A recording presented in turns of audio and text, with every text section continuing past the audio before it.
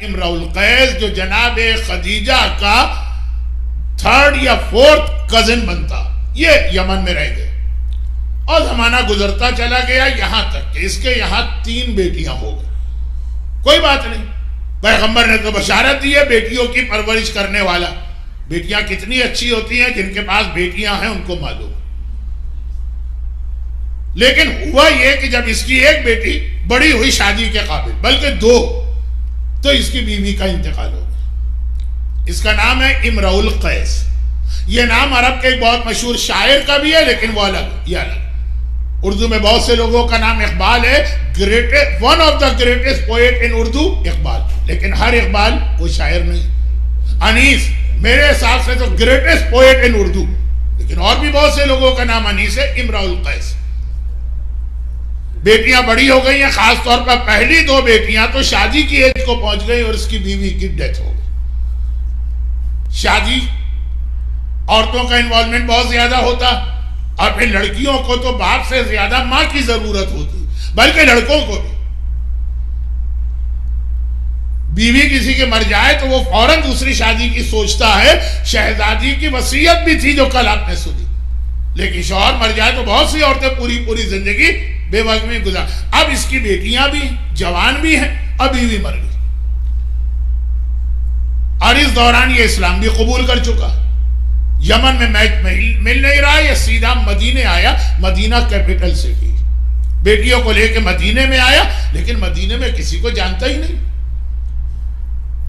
صرف اس لیے لے کے آ گیا جیسے میں بہت سے لوگوں کو جانتا ہوں جو انڈیا اور پاکستان کے یہاں سیٹل ہے. جب بچے شادی کے قابل ہوتے وہ انڈیا اور پاکستان میں جا کر رشتہ ڈھونڈتے ہیں، لیکن اگر ان کی وہاں فیملی یا فرینڈ سرکل ہو تو مسئلہ نہیں ہوتا. کوئی بھی نہ ہو، اس کا یہی مسئلہ کہ مدینے میں اس کا کوئی جاننے والا نہیں. بچیوں کو لے کے آ گیا کہ یہ کیپٹل ہے، یہاں سب مسلمان ہیں، کوئی نہ کوئی رشتہ مل جائے گا. لیکن بہرحال اس کی ایک کنڈیشن، مجھے رشتہ چاہیے کسی شریف آدمی کا. ویسے تو بہت سارے غلط سلط تو یمن میں بھی تھے. اب پتہ نہیں کہ شریف کے لیے میں کون سا لفظ استعمال کروں کہ آپ حضرات سمجھ جائیں. آپ بہت ہی خاموش بیٹھے ہوئے ہیں تو پتہ نہیں آپ یہ سمجھے کہ نہیں سمجھے. بس شرافت ہونی چاہیے، پیسہ دولت اتنا بڑا مسئلہ نہیں. اب ہمارے یہاں کا ماحول ہے، ہمارے یہاں سے مطلب مسلمانوں کا، جس کے پاس جتنی دولت ہوگی وہ اتنا ہی زیادہ عزت والا، اتنا ہی شریف ہے. ہمارے یہاں شرافت کا کرائیٹیریا دولت. دکانیں اتنی ساری ہیں، پراپرٹی اتنی زیادہ ہے، مکان اتنے اچھے ہی بہت شریف آدمی. یا یہ کہ مثلا کوئی بڑی پوسٹ. اب مدینے میں اس نے پہلے ٹرائی وہاں کی. اب اس کا رشتہ وہ لوگ لے نہ لے وہ بات کی چیز ہے. پہلے ٹرائی کی، جن کے پاس دولت تھی ان کے پاس گیا، بڑا مایوس ہو گئے. پیسے ہیں لیکن تف ایسا ذلیل آدمی، یہ نیچر کا ہے، میں نام بھی ان کے نہیں لینا چاہتا ہوں. اور پھر جن کے پاس حکومت تھی ان کو جا کے دیکھا تو وہ اس سے بھی کنڈیم نکلے. اب بہت پریشان ہے کہ میں اتنا لمبا، مدینے سے یمن اس زمانے میں بہت دور ہے، اتنا لمبا ٹریول کر کے آیا ہوں، بیٹیاں میرے ساتھ ہیں، کوئی عورت نہیں ہے فیملی میں، کتنے دن اس طرح گزارا کروں گا.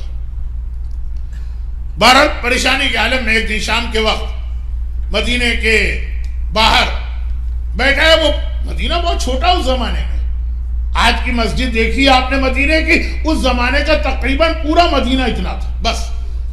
تب یہ ہے کہ شام کا وقت ہوتا ہے تو ایسے علاقوں میں لوگ ذرا سا شہر کے باہر جا کے تھوڑا سا پلیجنٹ بریز وغیرہ چل رہی ہے، وہاں بیٹھا.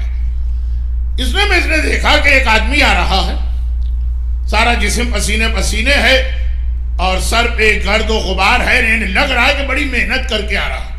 یہودی کے ایک باغ سے نکل کے آ رہا، اور جیسے ہی اس کو لوگوں نے آتا دیکھا، یہ آؤٹ سائڈ مدینہ، یہاں کوئی زیادہ آبادی نہیں، چھوٹے چھوٹے بچے دوڑتے ہوئے آتے ہیں، اور یہ شخص لوگوں کی نگاہیں بچا کے اس بچے کو 1 درہم، اس بچے کو 1 درہم، اس بچے کو 1 درہم، یہاں تک کہ شہر شروع ہو گیا، اس کے دونوں ہاتھ خالی ہو گئے. اس نے کسی سے پوچھا یہ بچے کون ہیں؟ کہا یہ مدینے کے یتیم بچے ہیں جن کے باپ مارے گئے ہیں اور کوئی ان کو سپورٹ کرنے والا نہیں ہے. اس کو بھی نہیں پتا. اس آدمی نے اس طرح سے دیا کہ کسی نے نہیں دیکھا. امرؤ القیس تو کہ باہر سے آنے والا آؤٹ سائڈر ہے، بہت مانیٹر کر رہا تھا.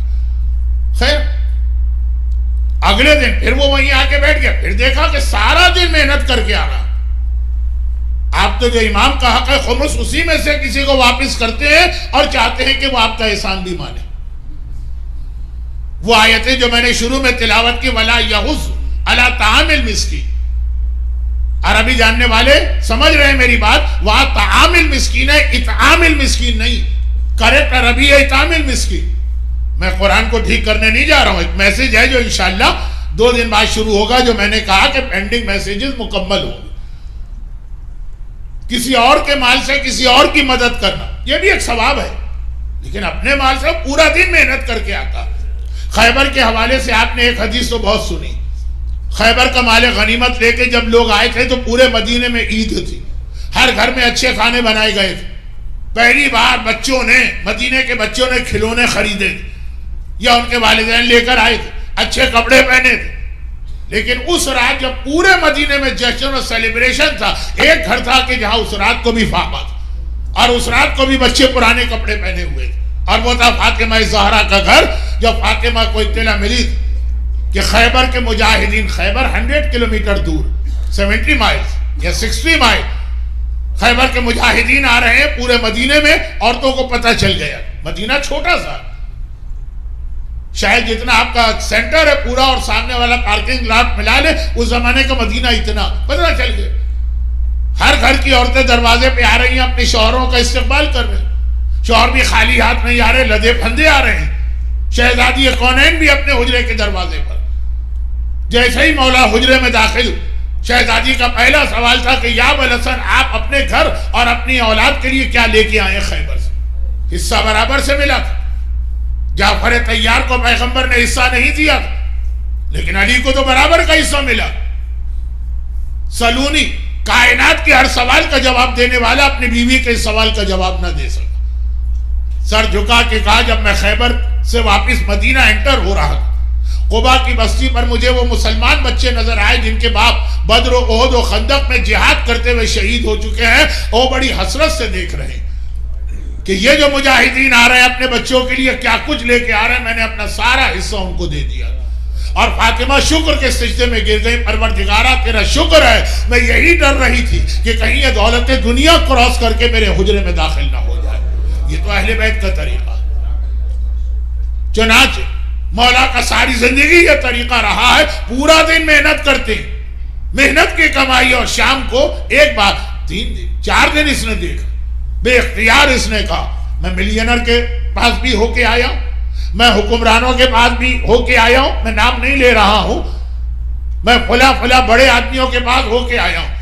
دولت تھی، عہدہ تھا، سب کچھ تھا، شرافت نہیں تھی. ما اشرف ھذا الفتح، یہ نوجوان کتنا شریف ہے. صیغہ تعجب. اور ذرا یہاں پہ میرے ساتھ تھوڑی دیر کے لیے عربی سیکھ لیجیے.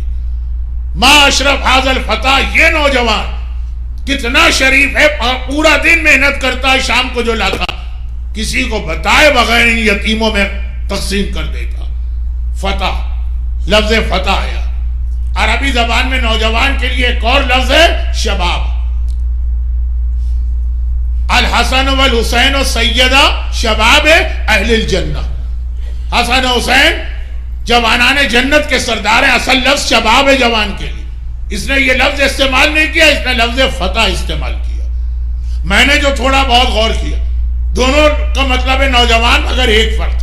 عام نوجوان کو کہتے ہیں شباب، فتح کس کو کہتے ہیں؟ سورہ انبیاء حضرت ابراہیم کا تذکرہ. فَجَعَلَهُمْ جُزَازًا إِلَّا كَبِيرًا. ابراہیم نے تمام بتوں کو ٹکڑے ٹکڑے کر دیا، صرف بڑے بت کو چھوڑ دیا. اور جب قوم نے یہ حالت دیکھی کہ ہمارے بت توڑ دیے گئے، قَالَ مَنْ فَعَلَ هَذَا بِآلِهَتِنَا، ارے ہمارے خداؤں کے ساتھ یہ کس نے کیا کہ ان کے ٹکڑے ٹکڑے کر دیے؟ تو قالوا، قوم نے جواب دیا. کیا جواب دیا؟ قالوا، قوم نے جواب دیا الفتح سمینا فتن، ہم نے ایک نوجوان کو سنا یذکرہم، وہ ان بتوں کو برا کہتا رہتا ہو، برا کہتا انہو کان ابراہیم، وہ ابراہیم جوان. قوم لفظ شباب استعمال نہیں کر رہی ہے، قوم کہہ رہی ہے فتح، ایک ایسا جوان ہے ابراہیم جو بتوں کو برا کہتا. تو عام نوجوان کا نام ہے شباب، اور جو بتوں کو توڑے اس نوجوان کا نام ہے فتح. تو تو جس نے کبھی بتوں کے آگے سر نہ جھکایا ہو اور بتوں کو توڑا ہو وہ فتح ہے. اس لیے جبرائیل بھی آئے گا تو لا شبابہ نہیں کہے گا, کہے گا لا فتح الا علی لا سیف الا ذوالفقار.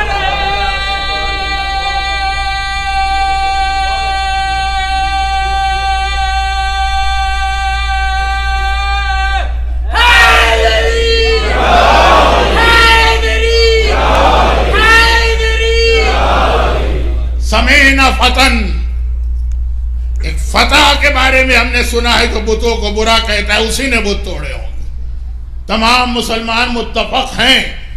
اب آج کل کچھ دشمنان اہل بیت ہر حدیث میں گڑبڑ کرتے ہیں, وہ 2 دفعہ میں عرض کر چکا ہوں. تمام مسلمان متفق ہیں کہ پیغمبر کے 1,20,000 120,000 صحابی ہیں. جب ان کا نام لیا جائے گا تو کہو گے رضی اللہ تعالی عنہ, اللہ ان سے راضی. لیکن جب ان میں سے 120,000 میں علی کا نام لوگے تو کہو گے کرم اللہ وجہہ, اللہ پیشانی کو بلند کرے. فخر الدین رازی کہتے ہیں وجہ کیا ہے؟ 120,000 1,24,000 ایک طرف, علی ایک طرف, اس لیے کہ علی کرم اللہ وجہہ اس لیے کہہ رہا ہے کہ باقی ہر ایک کی پیشانی کبھی نہ کبھی بتوں کے سامنے جھکی ہے, اور علی واحد صحابی رسول ہے کہ زندگی میں کبھی کسی بت کے سامنے پیشانی کو نہیں جھکایا. کرم اللہ وجہہ. کہا کہ معاشرف حاضر فتح کتنا شریف ہے یہ نوجوان. خود سے آگے بڑھ کے گئے اور کہا کہ اپنا تعارف کرائیے. مولانا تعارف کرایا اور تو کہا تو اچھا آپ ہیں علی, آپ کا تو بہت تذکرہ سنا ہے کہ آپ مشکل کشا ہیں, میری مشکل کشائی فرمائی. کہا تیرا پرابلم کیا؟ پہلے تو اپنا انٹروڈکشن کرایا, جناب خدیجہ طاہرہ کس طرح میری کزن بنتی ہیں. کہا میری 3 بیٹیاں, میری بیوی کا انتقال ہو چکا, میں پریشان ہوں. اول تو اپنی بیٹیوں کی دیکھ بھال اور پھر ان کی شادیاں. بڑی 2 تو شادی کے قابل. مولانا نے کہا تمہارا مسئلہ میں حل کرتا ہوں, یہ بتاؤ کہ اگر میں اپنے خاندان میں ان بچیوں کی شادی کروں, اس کو تو یقین ہی نہیں آ رہا. جیسے کل ام البنین کے حوالے سے آپ نے سنا نا, وہاں ام البنین کی ماں کو یقین نہیں آ رہا تھا, یہاں ان بچیوں کے باپ کو یقین نہیں آ رہا. کہا یا ابوالحسن کیا میں صحیح سن رہا ہوں؟ آپ اپنے پاک و پاکیزہ یطہرکم تطہیرا خاندان کے سے میرے خاندان کا رشتہ جوڑیں گے؟ کہا کہ ہاں. تم راضی ہو؟ تو خوشی کے ساتھ سر کے بل راضی تھا. بچیوں سے بھی پوچھا گیا. سب سے بڑی بیٹی کا نام مخیا تھا. مولا نے اس کی ایج کو دیکھتے ہوئے خود اس سے شادی کی. اور دوسری بچی کا نام, اچھا عرب میں ایک طریقہ یہ ہے کہ ایک لڑکی کے کئی نام رکھے جاتے ہیں. رملہ بھی ہے, نجمہ بھی ہے, ام فروا بھی ہے, اور سلمہ بھی ہے. زیادہ مشہور سلمہ ہے اس میں, ام فروا تو کنیت. جو دوسری بیٹی تھی یہ بھی شادی کے قابل تھی, البتہ بڑی بہن سے چھوٹی تھی. کہا کہ اس کو میں اپنے بیٹے حسن کے لیے منتخب کرتا ہوں. اور اسی وقت کی 2 نکاح ہو گئے. چھوٹی بہت چھوٹی تھی سلامہ, وہ تقریباً 12 سال بعد یا 16 سال بعد شادی کے قابل ہوئی اور وہ رباب کہلائی. تو جناب علی اصغر کے مصائب میں تقریباً تاریخ آ گئی ہے, صرف یہاں سے جناب رباب کا ذکر آگے بڑھے. بڑی بہن مولا کی بیوی بنی مخیا, درمیان والی بہن سلمہ, وہ امام حسن کی زوجہ قرار پائیں, پہلی زوجہ.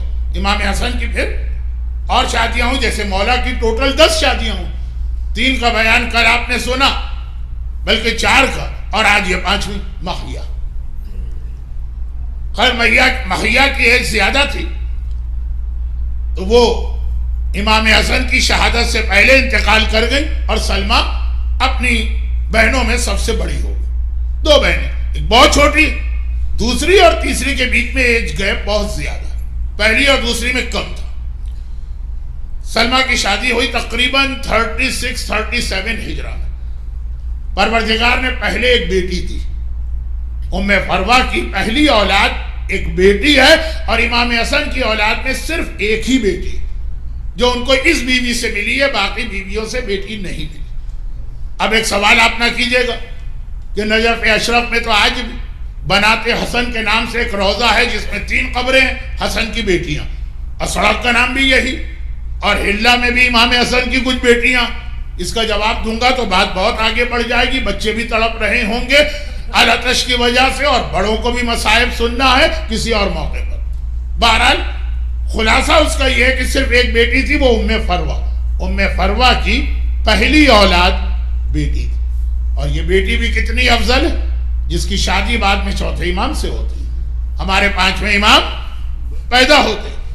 ام فروہ نے، یہ ہمارے یہاں کم پڑھا جاتا ہے ایک جملہ، یعنی کوئی بہت اہم مسئلہ بھی نہیں. ام فروہ نے اپنی زندگی ہی میں اپنی بیٹی کی اولاد دیکھی، یعنی نانی بن کے کربلا گئی تھی. پانچویں امام کربلا میں تھے، ہر ایک کو پتا. تو پانچویں امام کی نانی کون ہے؟ ام فروہ.